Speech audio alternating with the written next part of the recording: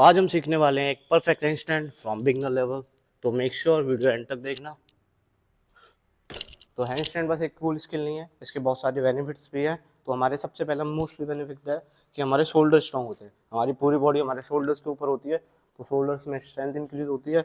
हमारी core strength increase होती है, क्योंकि हमारी बॉडी को ये कोर बैलेंस करती है, लेग्स और शोल्डर्स को। तो कोर में फर्क आता है। कोर के साथ साथ हमारा बॉडी स्ट्रक्चर सही करता है, क्योंकि हम पूरा अपसाइड डाउन होते हैं, तो उसमें हमारी बॉडी स्ट्रक्चर इंप्रूव होता है। साथ साथ हमारा ब्लड फ्लो ब्रेन में इंक्रीज होता है, क्योंकि हमारी बॉडी उल्टी हो जाती है। तो इससे बहुत सारे फायदे होते हैं। ब्लड फ्लो इंक्रीज होने से हमारे फेस पे ग्लो आता है और बॉडी में भी ग्लो आता है। तो हैंडस्टैंड एक कूल स्किल के साथ साथ स्ट्रेंथ भी इंक्रीज करती है। तो अगर आप कोई स्किल देख रहे हो करने के लिए, तो आज से ही डेफिनेटली हैंडस्टैंड करना स्टार्ट कर दो। सबसे पहले हम करेंगे वार्म अप, क्योंकि वार्म अप बहुत इंपॉर्टेंट है। वार्म अप नहीं करेंगे तो इंजरी होगी। तो वार्म अप करते हैं। तो सबसे पहले हमारी मोस्टली आता है रिस्ट पे पूरा फोर्स आता है, तो हम करेंगे रिस्ट का वार्म अप। तो स्टार्टिंग में हम पहले ग्रैब करेंगे रिस्ट, उसके बाद वार्म अप और देन हैंड चेंज, उसके बाद पूरे रिस्ट का वार्म अप।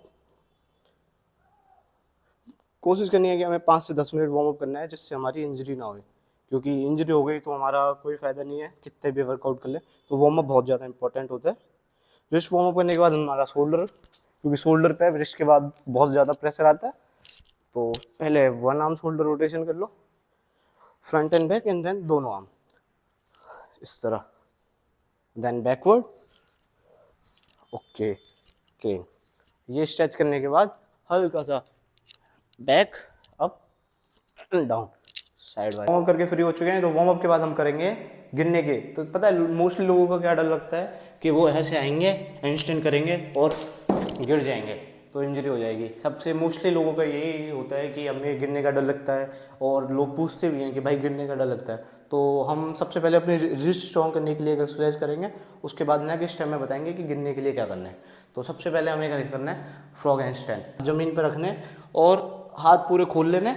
उनके बाद हमको अपने एल्बोज के और इधर ट्राइसेप और एल्बो के बीच में अपने घुटने रखने हैं ये, और हल्का हल्का आगे आना है। पहले एक पैर हवा में, देन दूसरा पैर up and then down.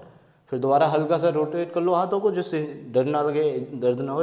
Then again हल्का सा अप, एक लेग अप, देन दूसरा लेग एंड होल्ड, जितना होल्ड हो जाए।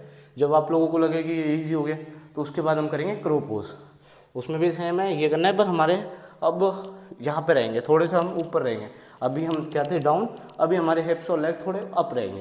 तो उसके लिए हमें क्या करना है, हाथ रखने हैं और हल्का हल्का आगे जाना है, ऊपर उठना है, देन ये होल्ड आने लगेगा।